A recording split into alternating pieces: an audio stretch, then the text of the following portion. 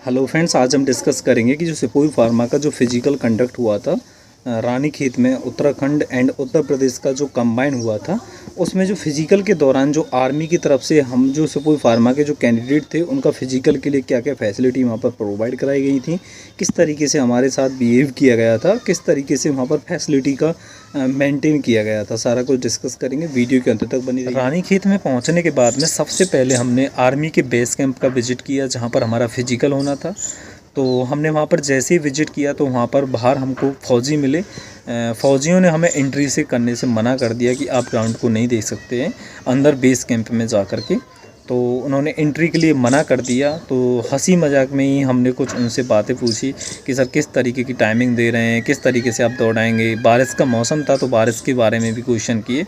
तो उन्होंने हंसमुख तरीके से उन बातों का जवाब दिया और बोला कल आपको अपने रिपोर्टिंग टाइम पे आना है, हम सारी व्यवस्था करके रखेंगे, ठीक है। तो अगले दिन जब रिपोर्टिंग टाइम था हमारा मॉर्निंग में, हम उसका वेट करने लगे। हमारा जो रिपोर्टिंग टाइम था मॉर्निंग का 1:30 था।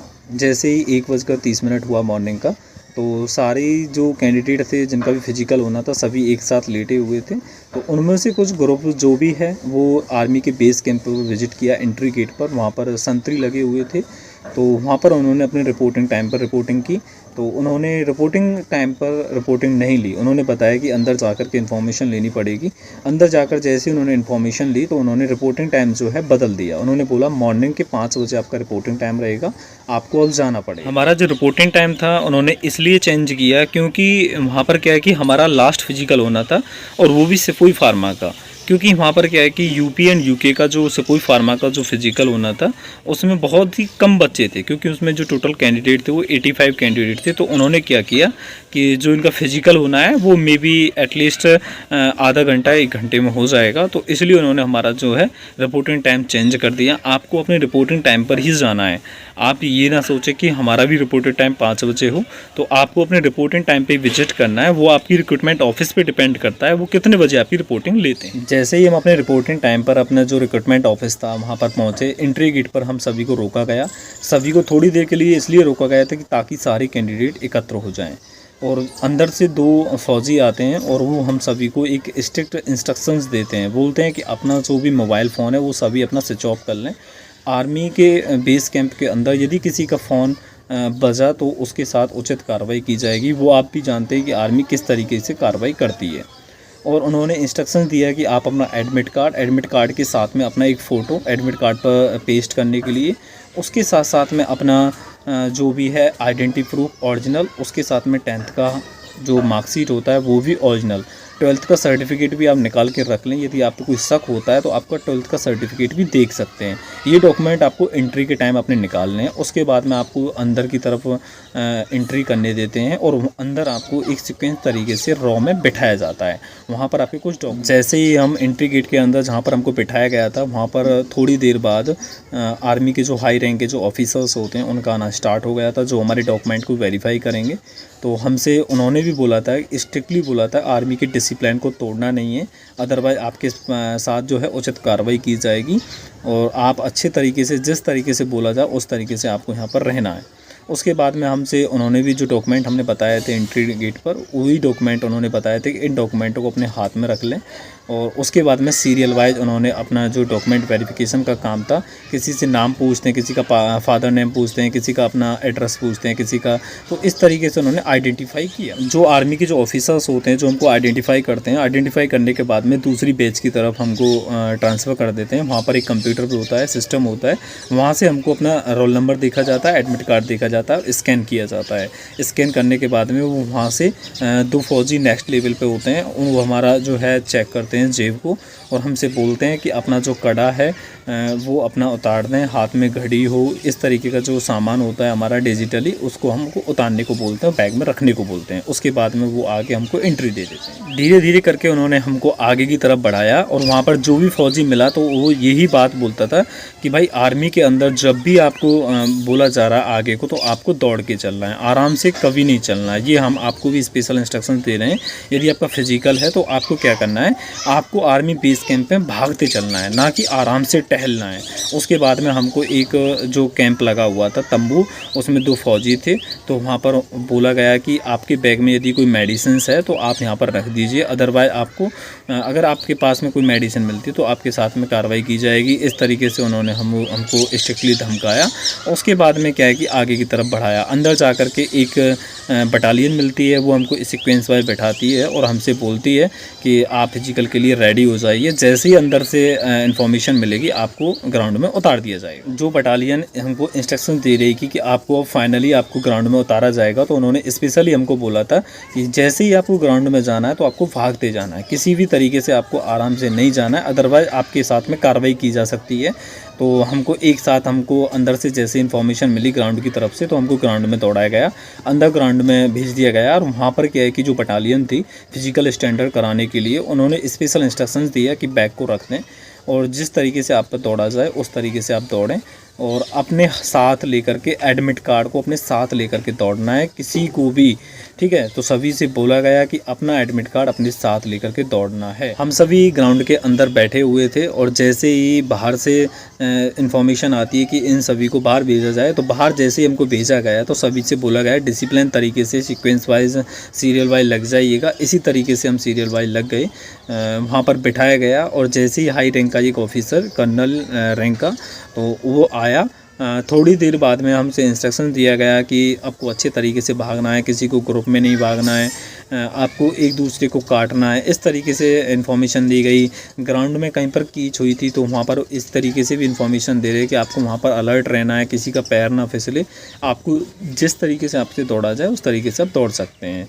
तो जैसे ही तो कुछ देर बाद में उसने गो बोला और हमने दौड़ना स्टार्ट कर दिया। जैसे जैसे राउंड लगते जा रहे थे तो आर्मी वाले क्या है कि पहले राउंड में दूसरे राउंड में बोल भी रहे थे माइक से भी और बिना माइक के भी कि आपको दौड़ते रहना है, चाहे आप पीछे रहें चाहे आगे रहें, आपको दौड़ते रहना है। तो कुछ कैंडिडेट ने क्या किया कि रानीखेत में मोस्टली प्लेन एरिया से कैंडिडेट थे, रानीखेत के, यूपी के। उत्तराखंड वाले तो मोस्टली रुके नहीं होंगे क्योंकि उनको ज़्यादा दिक्कत नहीं होती है। और जो यूपी के जो कैंडिडेट थे उनको सांस की प्रॉब्लम आ रही थी, जो प्लेन एरिया के थे, क्योंकि उनके सीने में जलन हो रही थी, दर्द होने लगा। तो दूसरे ही चक्कर में क्या है कि 15-20 कैंडिडेट वहाँ पर रुक गए। जैसे ही तीसरा राउंड आया तो आर्मी की तरफ से माइक में बोला गया है कि इन बंदों को जो कैंडिडेट फिजिकल में है उनको कवर किया जाए, क्योंकि जो कवर उनको किया जाता है जो कैंडिडेट ज़्यादा पीछे रह जाते हैं। क्योंकि जो रानीखेत में जो फिजिकल हुआ था उसमें एक कैंडिडेट ने 150 मीटर का, लगभग 100 मीटर 150 मीटर का गैप दे रखा था, तो उसकी वजह से भी बहुत सारे कैंडिडेट डिस्क्वालीफाई भी हुए। और जो रानीखेत में जो फिजिकल हुआ है उसमें जैसे आप सभी लोग अंडर ग्राउंड में भेजे जाते हैं, तो अंडर ग्राउंड में जब आपको भेजे जाते हैं तो आप वहाँ पर बिठाए जाते हैं। उसके बाद में आप फिजिकल के लिए बाहर ग्राउंड में भेजे जाते हैं, तो आप सभी को इंस्ट्रक्शन देते हैं आपको गो का बहुत ज़्यादा अलर्ट रहना है। क्योंकि जैसे ही आप बाहर फिजिकल के लिए भेजे जाते हैं तो आपको गो का पता तक नहीं चलेगा कि किस तरीके से आपको गो बोल गया और आपके कब भागना स्टार्ट हो गया। तो आपको गो के लिए अलर्ट रहना जैसे ही आप बाहर आएँ। तो ये आपको हमारी तरफ से स्पेशल इंस्ट्रक्शंस है। और आर्मी की तरफ से जो हमारे लिए जो हेल्प की गई थी, उन्होंने बताया था कि आपको किस तरीके से दौड़ना है। देखिए, उन्होंने बताया था कि जो भी कैंडिडेट अगले वाला होगा उसके बेस पर क्या है कि हम बच्चों को लेंगे। उन्होंने दौड़ने से पहले बताया था कि उस पर डिपेंड करेगा कि कितने बच्चे हमको लेने हैं, तो आपको अपने हिसाब से मैनेज करना है। जो भी कैंडिडेट अब से कोई फार्मा की भर्ती के लिए जाएं तो उन सभी को, पिछले बच्चों को भी कवर करने के लिए, जो कैंडिडेट ज़्यादा भागता हो, जिसकी प्रैक्टिस अच्छी हो, तो आप पिछले वालों को भी साथ लेकर के चल सकते हैं। रेस होने के बाद में कैंडिडेट को अदर फिजिकल स्टैंडर्ड के लिए ले जाया गया, जैसे कि जिग जैग बैलेंस होता है, उसके साथ में बीम होता है।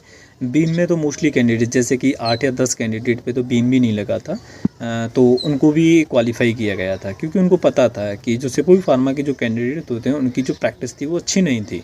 तो इसलिए वहाँ पर ये चांस बहुत ज़्यादा गुड लक था कि जिन कैंडिडेट पर 2 बीम नहीं लगे उनको भी उन्होंने क्वालिफाई कर दिया। टाइमिंग की बात करें तो रानीखेत में जो फिजिकल हुआ है सिपोही फार्मा का, उसमें जो जिस कैंडिडेट ने 100 या 150 मीटर का जो गैप मारा था, उसके बाद तो काफ़ी टाइम बाद बच्चे इंटर होना स्टार्ट हुए थे। तो जैसे ही बच्चे स्टार्ट हुए तो आर्मी वालों ने काफ़ी टाइम के लिए कैप्चर किया बच्चों को, आइए आइए आइए। काफ़ी टाइम तक हम देखते रहे कि काफ़ी टाइम तक बच्चों को वो लेते रहे। उसके बाद में मोस्टली उन्होंने 85 में से 30 कैंडिडेट को सेलेक्ट किया, अंदर लिया। तो आर्मी वाले जो बता रहे थे काफ़ी टाइम दिया था, 7 मिनट का वो बता रहे थे, बट लेकिन अप्रॉक्सीमेटली 6.5 मिनट का वहाँ पर टाइम दिया गया था। जो भी ये टाइम जो इंक्रीमेंट किया गया है रानीखेत में, वो क्यों दिया गया है इसके बारे में हम आपको बताएं। टाइमिंग जो 6.5 मिनट या 6.75 मिनट की जो दी गई है, वहाँ पर सबसे ज़्यादा प्रॉब्लम थी सांस की। जो ब्रीथिंग होती है वहाँ पर जलन कर रही थी, सीने में दर्द हो रहा था, क्योंकि वहाँ पर मोस्टली जो कैंडिडेट थे वो प्लेन एरिया के। तो वहाँ पर क्या है कि सबसे ज़्यादा सांस की प्रॉब्लम थी। जिन कैंडिडेट का 5.5 मिनट का जो टाइमिंग थी, वहाँ पर वो कैंडिडेट 5:45 5:50 की टाइमिंग ही निकाल पाएगा खींच करके। तो इस तरीके से वहाँ पर टाइमिंग ज़्यादा दी गई थी, कोई ज़्यादा डिफ्रेंशिएट नहीं था। और आप ये उम्मीद ना रखें कि हमको भी 6.5 मिनट का टाइम दिया जाए। तो आर्मी वाले मोस्टली बोल भी रहे थे कि आर्मी का जो फिज़िकल स्टैंडर्ड होता है वो अगले बंदे पे डिपेंड करता है। तो आपके साथ में अगला जो बंदा है जिसकी प्रैक्टिस अच्छी है, वो किस तरीके से आपके साथ में बिहेव करता है, किस तरीके से वो आपके साथ में ले कर चलता है, तो वो आप पे डिपेंड करता है। तो आप अपने साथ में कोऑपरेट बना कर रखिएगा पहले ही, और ज़्यादातर आप ग्रुप में भी ना चलें ताकि आपका ग्रुप डिस्क्वालीफाई ना हो। इस तरीके से वहाँ पर हुआ। उसके बाद में बहुत सारे कैंडिडेट कमेंट करेंगे कि सर कितने का बैच बनाया। बैच जो था टोटली जो कैंडिडेट थे 85 थे, सभी को एक साथ दौड़ाया गया था। और आपको एक स्ट्रिक्टली इन्फॉर्मेशन दे दें, आपको हमारा डॉक्यूमेंट का वीडियो ज़रूर देखना है, उसका लिंक वीडियो के डिस्क्रिप्शन में मिल जाएगा और आपको प्लेलिस्ट में मिल जाएगी वो वीडियो। क्योंकि फ्रेंड जो बहुत सारे कैंडिडेट जो आउट हुए तो डॉक्यूमेंट वेरिफिकेशन में, कास्ट सर्टिफिकेट में, कोई किसी में, तो इस तरीके से अपने डॉक्यूमेंट जो हैं सभी आपको अच्छे से प्रिपेयर करके ले जाने। ओरिजिनल डॉक्यूमेंट के साथ में जीरोक्स कॉपी भी लेके जानी है। आपको बिल्कुल भी वो टाइम नहीं देते, 10 मिनट का भी टाइम नहीं देंगे फ्रेंड्स। यदि आपको निकाल दिया तो निकाल दिया, ठीक है फ्रेंड। जो रानीखेत में जो फिजिकल हुआ था सिपोई फार्मा का, तो वहाँ पर क्या है कि सिपोई फार्मा के जो कैंडिडेट थे उनको ही वहाँ पर दौड़ाया गया था। वही लास्ट फिजिकल था, ना तो नर्सिंग वालों को वहाँ पर एक साथ दौड़ाया गया। हमने वहाँ पर इन्फॉर्मेशन ली थी कि जो नर्सिंग असिस्टेंट वाले हैं उनका एक दिन पहले हो गया था, दूसरे दिन उनका मेडिकल हो रहा था। तो सिपोई फार्मा के जो कैंडिडेट थे रानीखेत में सेपरेटली दौड़ाए गए थे। तो इसके ऊपर भी मैं एक शॉर्ट वीडियो बता दूंगा कि किस तरीके से आपको पता करना है कि आपको किसके साथ में दौड़ाया जाएगा या फिर आपको सेपरेट दौड़ाया जाएगा। इसके बारे में आप शॉर्ट वीडियो का इंतज़ार करना है। तो फ्रेंड्स इससे क्या है कि जैसे वहाँ पर बैठे थे तो वहाँ पर 85 टोटल जो कैंडिडेट थे, तो आर्मी वालों ने वहाँ पर बताया था कि 90% जो बंदे हैं बिना किसी प्रैक्टिस के आ गए हैं, तो ये दौड़ कैसे लगाएंगे। बहुत सारी बातें उन्होंने बोली पर फिर भी इग्नोर किया। तो इस तरीके से वहाँ पर क्या है कि बच्चे ज़्यादा प्रैक्टिस वाले नहीं थे, तो आपको घबराना नहीं है। जिनकी भी प्रैक्टिस अच्छी है तो आपको घबराना नहीं है। इस तरीके से देखा जाए तो रानीखेत में जो फिजिकल हुआ है सिपोई फार्मा का, उसमें देखा जाए तो उसका रिव्यू देखें तो इस तरीके से आर्मी वालों ने काफ़ी हद तक हेल्प की थी। और यहाँ पर आपको बता दें कि जो 30 जो कैंडिडेट थे उनमें से जो है मोस्टली 5 जो कैंडिडेट थे वो ओवरवेट में आउट हो गए थे, जो कि हमने यूट्यूब पर हमने सारी इन्फॉर्मेशन कंटिन्यूस आपको अपडेट दी थी। उसके बाद में कुछ कैंडिडेट मेडिकल में अनफिट हुए, तो फाइनली जो फिट हुए थे वो 8 कैंडिडेट थे। उनमें से उसके बाद जो आउट जो थे 8 में से जो अलग जो कैंडिडेट थे उनको री मेडिकल के लिए जो बुलाया गया था, उनमें से कुछ मेडिकल के लिए, री मेडिकल के लिए बुलाए गए थे। तो इस तरीके से पूरा रिव्यू हमने आपको बताया है। तो आपको किस तरीके से आपको लगा और आपको किस तरीके से मोटिवेटेड रहना है अपनी जो आपका फिजिकल हो। ऐसा नहीं है कि कुछ पॉइंट जो मेडिकल के जो बने थे वो री मेडिकल के लिए बोला गया था और कुछ को ये भी बोला गया था कि आपका मेडिकल का पॉइंट टूटेगा ही नहीं। तो इस तरीके से बहुत सारे जो है मेडिकल में पॉइंट बने थे। तो आपको हमारा रिव्यू कैसा लगा हमें कमेंट सेक्शन में बता सकते हैं। और आपका जो फिजिकल है वो एनए वालों के साथ होगा या फिर सेपरेट होगा, वो हम आपको एक इन्फॉर्मेशन देंगे शॉर्ट वीडियो के माध्यम से, जल्दी ही लाएंगे। आप हमें कमेंट सेक्शन में ज़रूर बताइएगा अपनी राय। तो इसी तरीके की इन्फॉर्मेटिव वीडियो पाने के लिए चैनल को सब्सक्राइब जरूर कीजिएगा। Thank you.